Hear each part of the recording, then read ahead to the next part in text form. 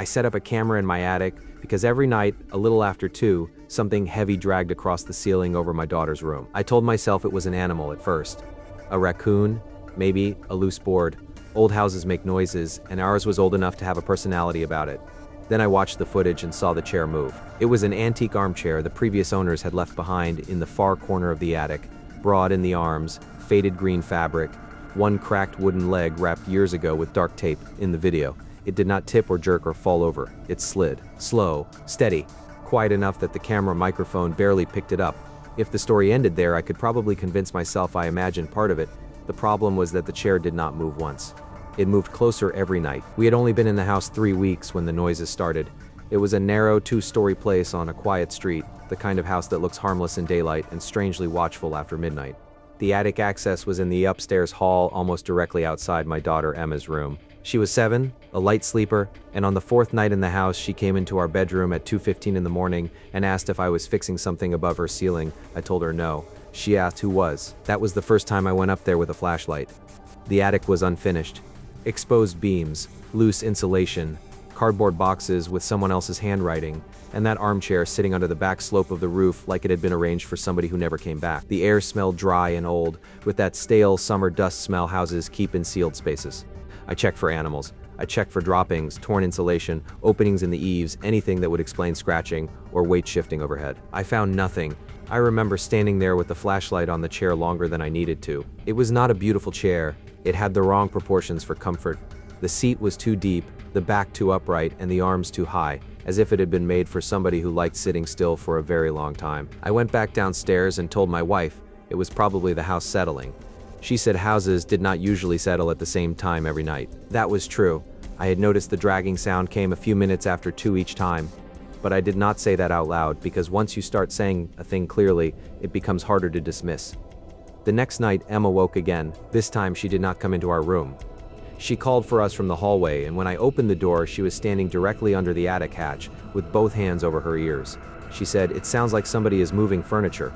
I pulled the hatch down, climbed up, and found the same dry attic, the same boxes, the same chair in the far corner. But the floorboards in front of it had fresh pale lines in the dust. The marks were short, only a few inches, and I nearly convinced myself I had made them with my shoes the first time I went up there. Still, I took out my phone and snapped a picture. The following morning, I went back up in daylight and looked again. The chair was not exactly where it had been the night before. I know how that sounds. It was still in the corner, still under the slope of the roof, but it was turned slightly more toward the center of the attic, enough that both front legs now straddled the 2 drag marks I had photographed. That was when I stopped trying to solve it in my head and bought a camera.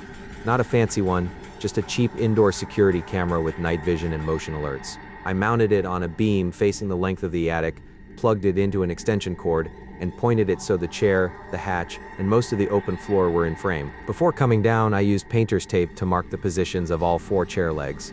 My wife asked what I expected to catch. I told her probably a squirrel big enough to start paying rent. She smiled because she wanted me to smile. Then she said very quietly, "If this is a prank from one of the neighbors, I don't want Emma hearing any more of it." That first night, the motion alert came at 2:13 a.m. I watched the clip in bed with the brightness turned down and my wife breathing beside me. For the first 11 seconds, nothing happened. The attic sat in its green-gray night vision glow, still as a photograph. Then the chair shifted forward. Not much, maybe 4 inches, but there was no mistaking it. The front legs crossed the tape marks. The back legs scraped 2 soft half-moons in the dust. The whole chair advanced toward the center of the attic with patient, deliberate pressure, as if invisible hands had pulled it by the arms. No animal ran through frame, no hanging cord swung, no beam flexed, nothing else moved. I watched the clip 6 times before I realized I had been holding my breath. In the morning, I went upstairs with a tape measure. The chair had moved exactly 4.5 inches. I reset it against the wall, laid down fresh tape, and this time I sprinkled baby powder around the legs in a loose rectangle, thinking if there was some stupid explanation I was missing, at least it would leave a trace. That night, the dragging started again. Emma heard it. So did we. By the time I got the clip open, the chair had moved 5 more inches. The powder around it was disturbed in curved tracks, but there were no footprints in it. Nothing stepped around the chair. Nothing stepped behind it. There was only the proof that the chair had traveled through the powder and the empty space around it had stayed empty. My wife wanted the chair out of the house. I said I agreed, but I did not move it that day. I wanted one more night of footage, one cleaner clip before I hauled it down to the curb and let somebody else make the mistake of taking it home. That was my first real mistake. On the third night, Emma told us she had dreamed about the chair. Children say unsettling things by accident all the time, and most of the time they do not mean anything. This did. She said she had not seen the chair itself. She had heard it above her room, dragging slowly back and forth, and then she heard a man ask why we kept moving it away from him. My wife looked at me over the breakfast table and said the chair was leaving that day, whether I wanted more footage or not. I went up after work with gloves, planning to drag it straight to the garage. The attic was colder than the rest of the house. Not dramatically, just enough that I noticed it across the back of my neck. The chair was no longer near the far corner. It had crossed nearly a third of the attic and was now sitting closer to the middle of the floorboards, angled not toward the hatch, but toward the section of ceiling directly above Emma's bed. I stood there long enough for my flashlight hand to start shaking. The tape marks I had placed by the wall looked absurdly neat and useless, a little square of control abandoned behind by something that no longer cared to pretend. I grabbed one arm of the chair. It was heavier than it looked. The wood frame was solid, the upholstery damp cold beneath my palm. And this is the part I still argue with myself about, because I know how it sounds, and I know memory gets ugly when fear gets involved.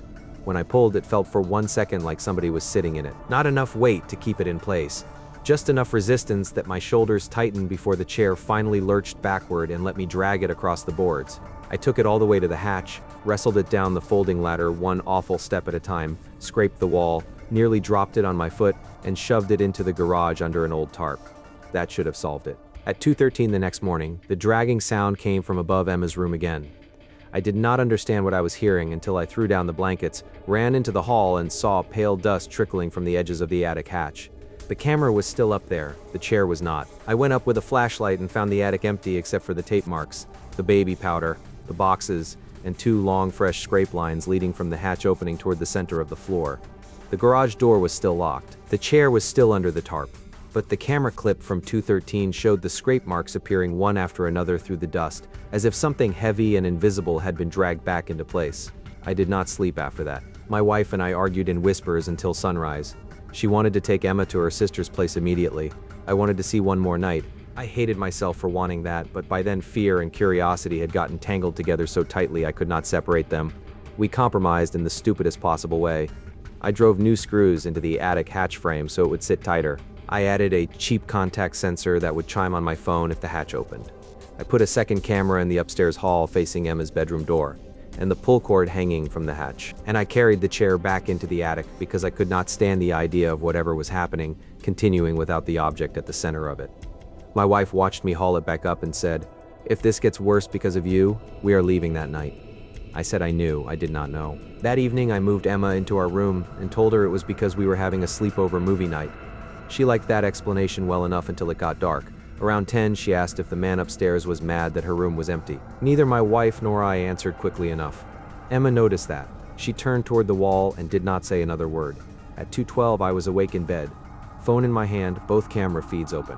The upstairs hall camera showed the closed hatch, the pull cord hanging straight, the strip of light under our bedroom door. The attic camera showed the chair where I had left it, shoved all the way back against the far wall, facing sideways. At 2:13, the attic feed twitched once. Not a glitch, more like the image tightened. Then the chair moved. It slid farther than it ever had before. 1 inch, 2, 6, 12. The motion was smooth, steady, and horribly controlled. The chair did not wander or pivot. It took a direct path across the dust toward the center of the attic, toward that same spot above Emma's room. My wife sat up beside me and made a sound I had never heard from her before, a small involuntary sound like somebody finding cold water where the floor should be. The hall camera chirped. The hatch sensor had triggered. I switched feeds. The hatch had not opened. It was still flush with the ceiling, but the pull cord was moving, not swaying, drawing slowly sideways, as if something above the hatch had taken hold of it and was testing its slack. My wife grabbed Emma and pulled her closer. On the attic feed, the chair stopped exactly in the middle of the room, then it turned. Not much. Just enough for the seat to face downward toward the floorboards beneath it, toward the room below. The ceiling over our heads gave a soft knock. 1, 2, 3. Emma buried her face in my wife's shoulder and said, in the calm, sleepy voice children use when they have accepted something the adults still refuse to understand. "He does that when he wants me to look up." I ran into the hallway and dragged the folding attic ladder down so hard it bounced against the trim. I do not know what I planned to do once I got up there. I only knew I could not keep lying in bed while something positioned itself over my daughter's room and knocked through the ceiling like it lived there. The attic was black except for the camera's little red status light. My flashlight found the chair immediately. It was in the center of the floor, exactly where the clip had shown it stopping, and the cushion was crushed down in the middle. Not torn, not sagging from age, compressed deep and fresh, as if somebody large had just risen from it.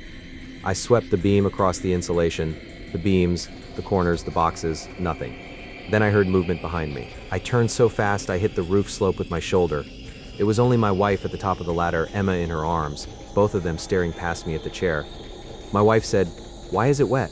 I looked again. The center of the seat had gone dark. A damp oval was spreading through the old green fabric, slowly enough that I could see the edge of it thickening. The air in the attic changed with it. The dry dust smell vanished. In its place came the odor of rain-soaked wool and stagnant water, like wet clothes sealed for too long in a shut room. Emma lifted her head from my wife's shoulder. She did not look at me. She looked at the chair. Then she said, "That's not where he sits." There was a sound directly under our feet, not above us, not in the walls, under the floorboards. A long wooden scrape, slow and deliberate, moving through the ceiling joists toward the square of hallway below the hatch. For a second, my brain refused to make sense of it. The chair was in front of us. Nothing should have been dragging anywhere else. Then I understood what Emma had meant. The thing in the attic was not using the chair, it was moving it. I do not remember getting my family downstairs. I remember the front door half open, cold air coming in, my wife barefoot on the porch, Emma crying now, finally crying, and me standing inside with the house keys in one hand, and the camera app still open on my phone. The attic feed was frozen on the empty chair, then it refreshed. The chair was gone, not toppled, not dragged out of frame one leg at a time, gone. The camera still showed the same rafters, the same boxes, the same floorboards, but the middle of the room was empty, and a thin line of powder was spilling forward, toward the hatch, like something heavy had just passed directly beneath the lens. We spent the rest of that night at a motel off the highway. At noon the next day I went back with my brother. In daylight houses tell better lies. Everything looked ordinary from the street. The porch swing moved in the breeze. The upstairs curtains were still. No broken windows, no open doors, nothing that would have warned anybody away. The attic ladder was already down when we entered. I had not left it that way. My brother went up first because I could not hide how much I did not want to. He called my name and I knew from his voice he was trying not to sound afraid. The chair was back against the far wall, exactly where it had been the first night I filmed it. All four legs were inside the faded square made by my original tape marks. But the dust on the floor told the truth. From the chair to the center of the attic, and from the center of the attic to the hatch, and from the hatch to the far wall again, the boards were crossed with drag lines so deep and repeated they looked less like tracks and more like somebody had spent years measuring the same route. That afternoon we packed clothes, documents, Emma's school things, and whatever else we could carry fast. My wife refused to take anything from the attic, including the camera. I went up for it anyway because I could not stand the idea of leaving the footage behind. When I unplugged it, I noticed something I had somehow missed in all my panic the night before. Directly beneath the place where the chair had stopped over Emma's room, there was an old circular stain in the dust, almost rubbed away by time. The chair had been there before, not once, for years. We never slept in that house again. A week later, after we had moved into a rental across town, I copied the footage onto my laptop and watched every clip from the beginning. The chair had not been coming toward the hatch. It had not even been coming toward the center of the attic. It had been returning, night by night, inch by inch, to the one place above my daughter's bed, where it had apparently sat for a very long time. I deleted the app from my phone after that, but I kept the files. I still have them now. The last clip is the one I cannot explain away, because it was recorded after I came back the next day with my brother, after we stood in the attic talking in full daylight, after I bent down to pull the power cable. For almost 20 seconds the camera lies on its side, showing nothing but blurred floorboards and a slant of light. Then, just before the recording cuts, something presses down into the chair cushion hard enough to make the springs groan. And a little girl's voice, very close to the microphone, whispers, "That isn't my room anymore."